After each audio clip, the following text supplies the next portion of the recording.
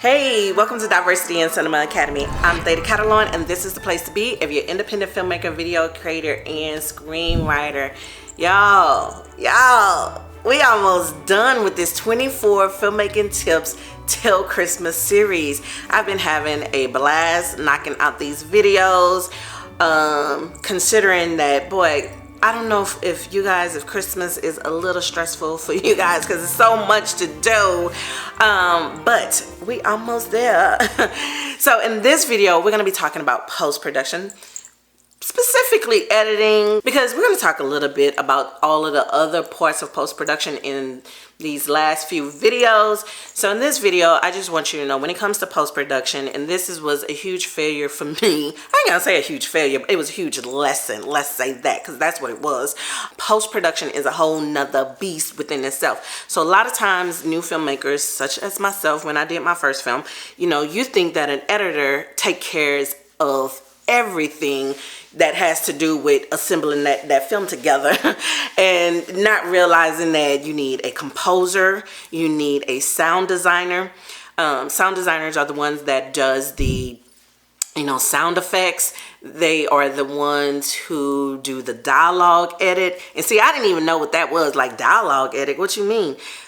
Baby, the dialogue that comes from your films is not clean, and they need to go and clean all of that up so it can be nice, clean, crisp, and clear. And so that's what they do. And so then you also need a colorist so they can do color correction, or if you have any color grading that you need to do. And then you need a music supervisor. So those are the ones that help you get music clearances. If you want a particular song in your film, then they will help you with that. So those are just a few of like the most important. I ain't gonna say most important because other people are like, what you mean most important? My role is just important as well. But these are some of the major ones that we're gonna talk about. So obviously the editor, it starts with the editor. And a lot of times, like say for instance, if you have a union film, then you have to have an assistant editor as well. They tell you, like, if there's certain duties that is specifically what an assistant editor that would do, and the editor is not supposed to do that, and so you need to have an assistant editor to help. They're the ones who are setting up the files and all that kind of stuff, putting them in bins and all that kind of stuff that really helps the editor out so they can start piecing that rough cut together. And so here's another thing for you to understand. Like, once they put a rough cut together, do not lose your mind. Like, I swear to you, and the first time I saw a rough cut, I was like, whoa, I thought it was the worst thing ever. This person didn't know how to edit, blah blah blah, whatever, like I'm freaking out, like, oh my god, what did I do? Why did I hire this person? Blah blah blah. They don't know what they're doing. And no.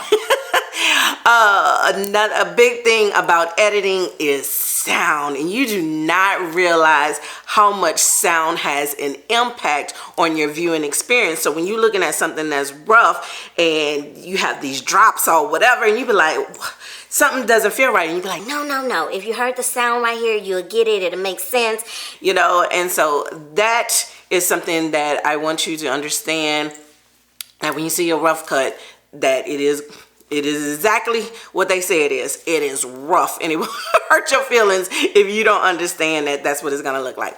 So my last tip as far as hiring a good editor is to review their reels. Matter of fact, review an entire movie that they have done. And that's where a lot of people fail when it comes to hiring people, is that they may look at a reel that somebody sent, and the reel might look amazing, but if you didn't look at a whole product that they had to do, then you have no idea if they can actually execute an entire feature film, because commercial editing and a feature film editing is like totally different.